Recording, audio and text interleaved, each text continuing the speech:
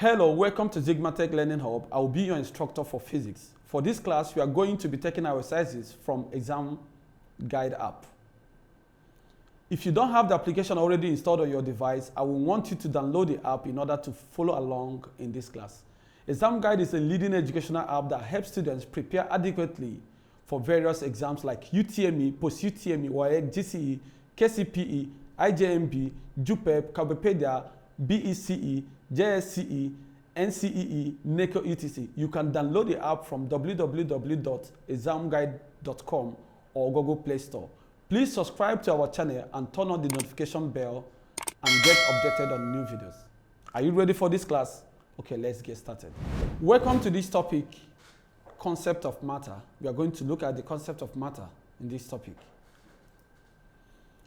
Specific objective: by the end of this lesson, you should be able to 1. Define matter. 2. List and explain the 3 states of matter. 3. Give or explain evidence of the particle nature of matter. And 4. You also look at the simple structure of matter. And 5. Apply the theoretical explanation of matter. And 6. List and explain the types of solids. In this part of introduction, I want you to first of all look at the screen. At the left side of the screen, you see a water poured into a glass. And that is just a matter. Matter is anything around you, the screen you are using to watch me, the seat you are sitting on, the air that you breathe, in your eyes, in your body, your clothes, everything around the place you are is a matter. Why is it a matter? Because it is occupying a space and it has mass. Even some people have this argument that air is not a matter. No, air is a matter because it has mass. So what I'm saying in essence as regarding this introduction is that everything you see that has a mass and can take up a space in your room when you drop it down is called a matter. Now, looking at the screen, you see the vibration of those molecules. Those are imagination created for a molecule. What is it talking about? It's talking about that inside every matter comes what is called atom, molecule, or ion, which are constantly moving, and it is as a result of their temperature, because when we are talking about the temperature, we are talking about the total internal energy of the body. So the total internal energy of the body determines the rate of the intermolecular motion that the matter has.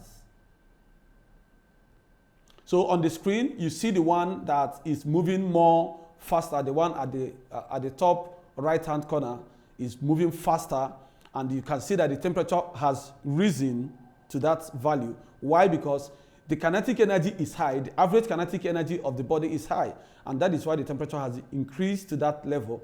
And the one at the middle has more temperature than the one at the top left corner. So the more the intermolecular particles of any body or matter is moving faster, the more the temperature, and that is what defines its kinetic energy. Now, the definition of matter. Like we said, we are going to talk about the definition. Matter is anything that has mass and occupies space. Example, like we said before, like the stone, the book, and the phone, etc. And those are the things inside every matter. Your eyes, your mouth, everything you see around you has these smallest unit cells or particle which are constantly moving. But the truth is that you can't see it. What I have done in this lesson is to paint the picture of what is happening inside of you. And that is what matter is all about. Now, you see, like the matter has different states.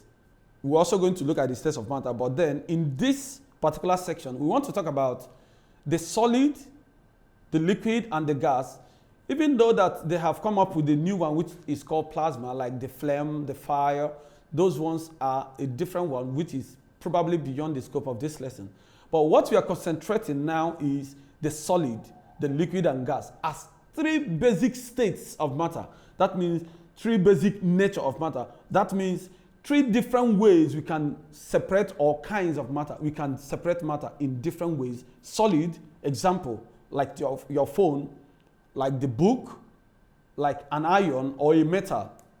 Those ones are called solid. And if you are looking at the screen, you can see that the ones solid, they are closely packed and so difficult to move. I want the picture to be painted. Have you gone to a big stadium which is filled to the brim?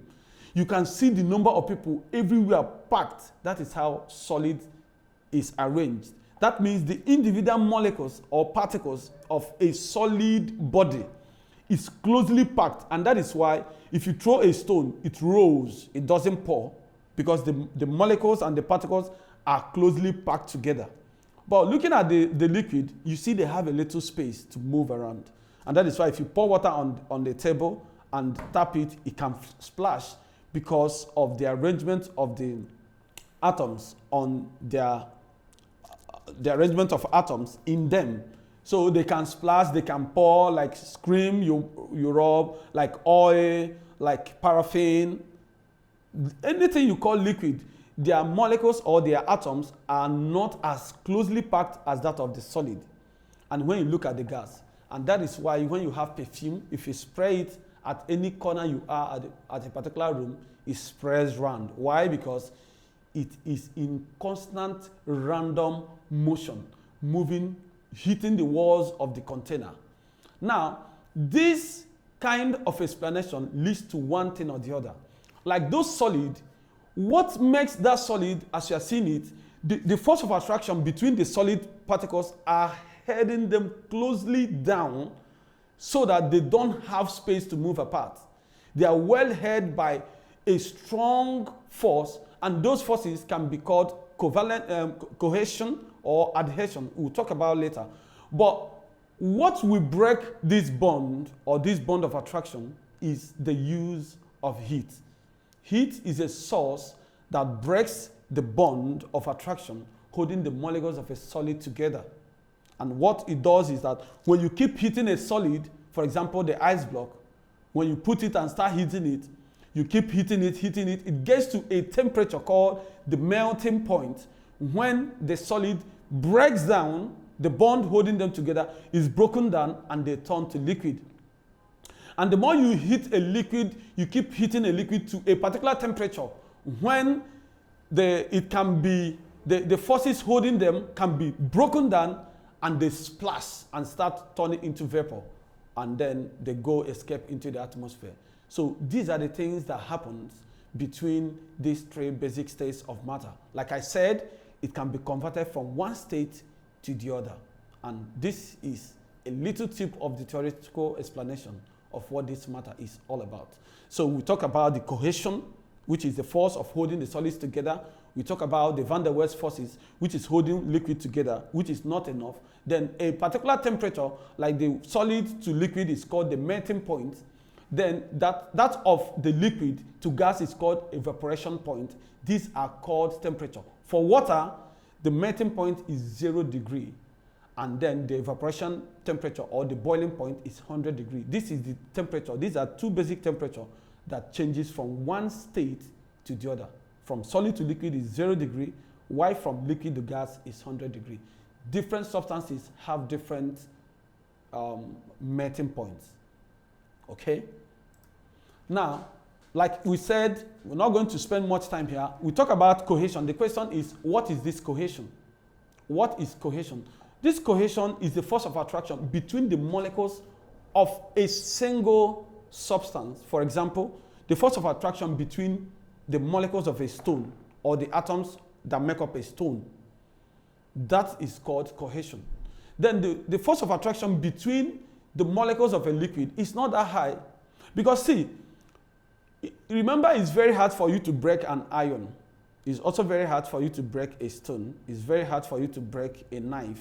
Why? Because the force holding the molecules or the elementary particles is very high, so you can't easily break it because the force is very strong. So when you go further in physics, you know those forces, they are learned as a different topic. Now, For liquid, it's not as high. Now, okay, remember, we also have a kind of force that can hold one substance and another together. For example, the use of gums, like the use of glue, we'll call that one adhesive force or force of adhesion, which holds molecules of two or more substances together. So these are forces that can. For example, when you use a glue and rub on your palm and then place it on a table, then after some time, then your hand is glued to the table because your hand is a different substance and the table is a different substance. The force that has held them together using a glue is the force of adhesion we're talking about. And then we also talk about then when you pour things like mercury on a plate, the way it behaves, it's not the same way it behaves when you pour water on a glass. The force of adhesion between water and glass is much than other ones. So in this aspect of forces of interaction of states of matter, we are looking at the force that holds different states of matter. And then, like I said, it's higher in solid than in liquid and gases. Now, the question now is, what is solid, liquid, and gas? A solid is a substance which has definite shape and volume. Definite shape and volume. Like we said before, but for liquid is a substance which with a definite volume but takes the shape of a container. It has definite volume, a given volume, but then takes the shape of a container. While the gas, it has no definite shape and no definite volume. Now, at this point, this is evaporation, and the vaporization we are talking about is still concerns with what matter. Remember, the topic we are learning today is the concept of matter. Now, what is happening looking at the screen? This is probably a water, liquid. Water, for example, which is a universal substance we can use for the sake of our lesson. It is boiled, it is heated. After a particular time, the liquid changes and is, vaporization occurs. Remember, vaporization is not the same thing like vaporization. Vaporization is something that occurs at different temperatures. Even when you spray your clothes outside, then you start seeing some kind of smoke going out of it. Or even when you are doing exercise, you are running, at a point you start seeing vapor going out of your head. Or sometimes during Harmattan season in this part of the world, we are talking in the morning, you are seeing a kind of smoke-like thing coming out of your mouth. That one is called evaporation. It's called evaporation. It is not vaporization. Vaporization occurs at boiling point at a particular temperature. And if it is water, it is at 100 degrees Celsius. So what you are seeing on the screen is an example of evaporation or vaporization. The two of them occurs, but vaporization occurs only at the boiling point, while evaporation occurs at any temperature. These are different, the same nature of a matter when it is changing from one state to the other. Now, talking about this matter, there are things about the matter. Matter has minute particles called atoms. Now, these atoms are in constant motion. But the truth is that there are some of them we have not seen, but there are few evidences to show the existence of these atoms, molecules, and ions. One of the first evidence that talks about the nature of a matter and its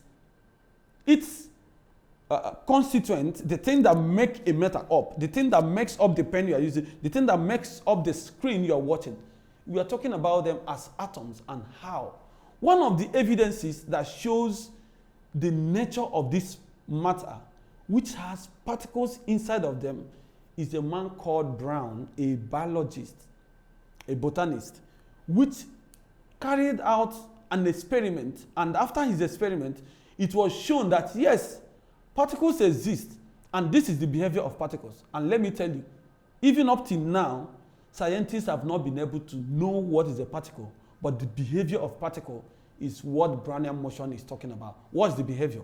As you are seeing on the screen, the random motion of the atoms and molecules inside a body. And the evidence and the existence of particle, one, what am I talking about? That there is something inside anything. Inside this pen, there is something inside it. Inside a book you have, there is something inside it. That is what I mean by evidence of particle. That means in everything you see, there is a particle. Number two, that these particles are in constant motion. So that is what Brown came up with. So it has been accepted by scientists ever since it was done. Two, particles must be inside the matter and there must be constant motion. Now, another evidence that shows the nature of matter, the particle nature of matter, is what is called diffusion. Diffusion, as you're watching on the screen, what is diffusion? The actual movement of the particles of a body and which migrates from one state to the other. I mean, the tendency of the particles of a body or an object to move from one point to the other. Like the screen you're watching, something was just dropped at the surface. Why can't it remain at the surface? You can ask that question. Why did it migrate down to the bottom of the cup? Why? It is because of existence of particles inside that substance. And like we said, it is in constant motion. And that defines what is diffusion. So diffusion, together with Brownian motion, are the two evidences which shows that a matter has particle in them. And there is another one, probably I didn't put it here, which is called law of definite proportion. The law of definite proportion, which says that when two or more elements combine, they do so in the same proportion by weight. For example, when you have H2O, that is water, you see that water has two molecules of hydrogen and a molecule of oxygen. So they do so. So these are three major evidences that shows the particle nature of matter. Now, this is also a bromine, a bromine liquid. When it was dropped inside that system, that compound, I mean the vessel you are seeing there on the screen, you see what happened at the bottom part of it? They are closely packed, jumping around. But see what happened at the top? They migrate and rise up to the top of the vessel you are watching on the screen. And that is more evidence to show that every matter has particles inside of them, and those particles are always in constant motion. Now let's talk about the structure of atom. Remember, every matter is made up of an atom. And this atom, different people have come up with their structure of how atom looks like. In fact, the first man that talks about this atom was Democritus. Democritus, the first man to talk about an atom. He said that atom is the smallest indivisible particle. This man called Aristotle said, because Aristotle was highly respected, he said, no, there is nothing like indivisible particle, and people believed him. And many years after his death, some people like John Dalton came, and then people started talking about atom. That atom is the smallest particle of an element which exists and still take part in chemical reaction. And this is the structure of an atom. If you look at the center, the green and red color, we call that one nucleus, which involves proton and neutron. Now, scientists have come up that in that place called, they say that the smallest is proton and neutron, but now we have something like elementary particles, which we call quarks. These quarks have different more elementary particles. And on different shares on the circles or circumference, as you're seeing there, you see different electron revolving around it. An electron has negative charge, and it is very light, and that is why it is very easy to transfer, especially when you are rubbing your hand. If you use your pen and rub on your hair, then electron is transferred because it's light. Then more also, this one is planetary model of atom, like Rutherford. This was the first thing Rutherford said that atom is, before scientists came up with the first one, which I showed you. This is also another structure of an atom. Now, let's talk about the types of solid. Remember I told you that a matter is made up of solid, liquid, and gases. Now, solid has two major types. Even though we have the one they call polycrystalline. But these two major parts include the crystalline solid and amorphous solid. Example of crystalline include some of these compounds like sodium chloride and metals.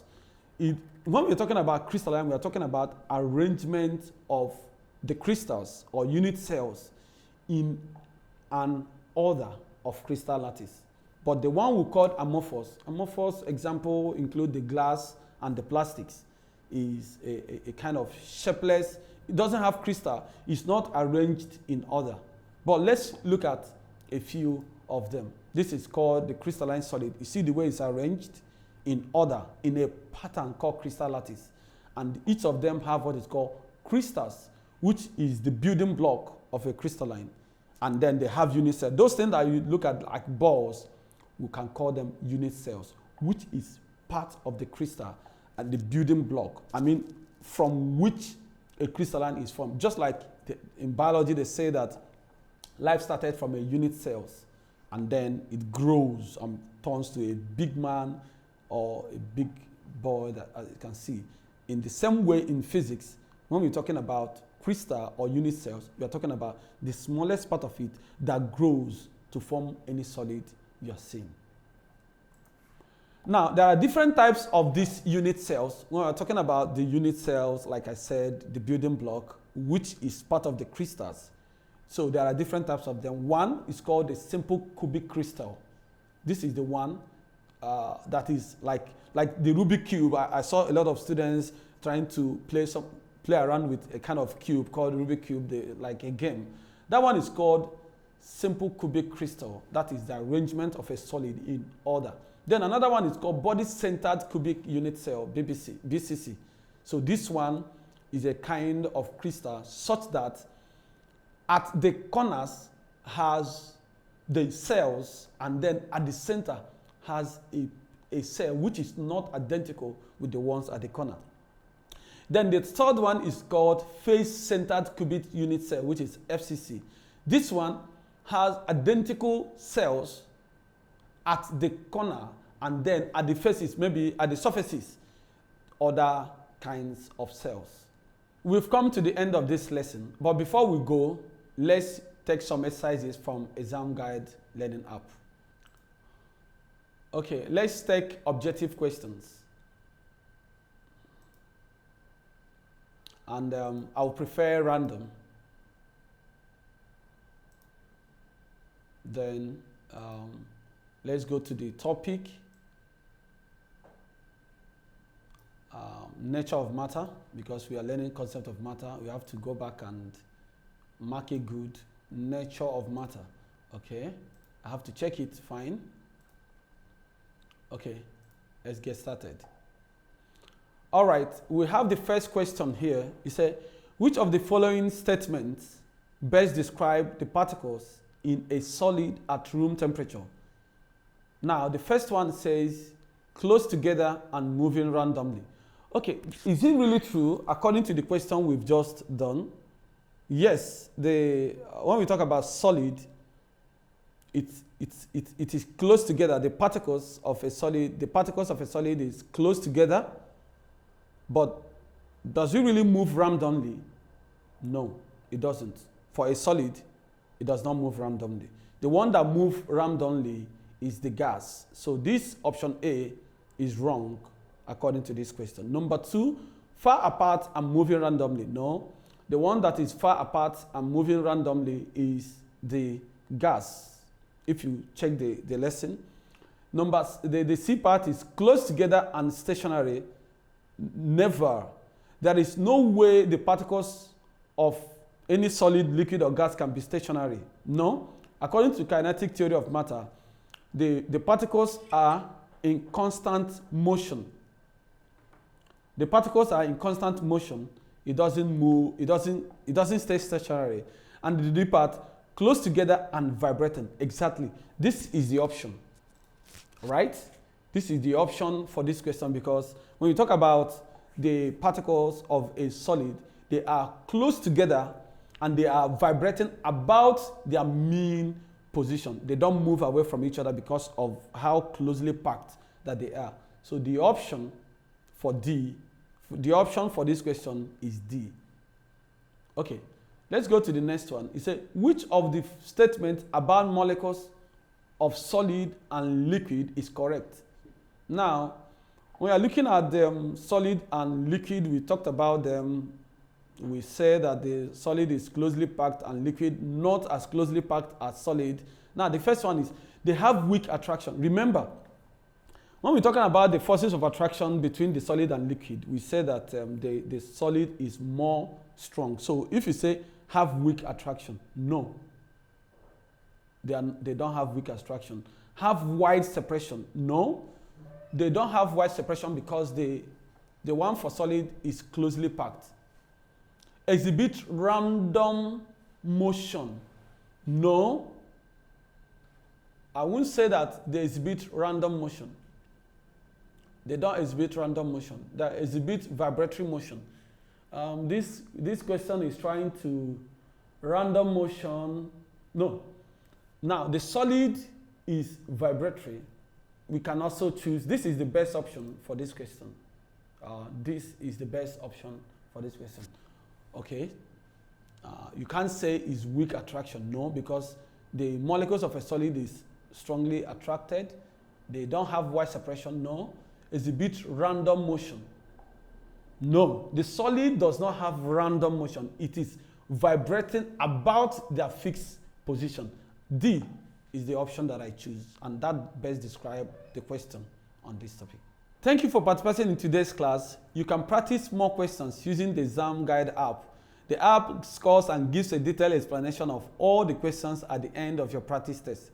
You can learn a particular topic of interest with different modes like study mode, mock mode, and practice mode. It also has other features that makes learning fun. It is a must-have for all serious students. Download from www.examguide.com if you don't have it yet. See you in the next class. Don't forget to subscribe to our channel, hit the notification bell, and share the video to people that will benefit from it. Bye.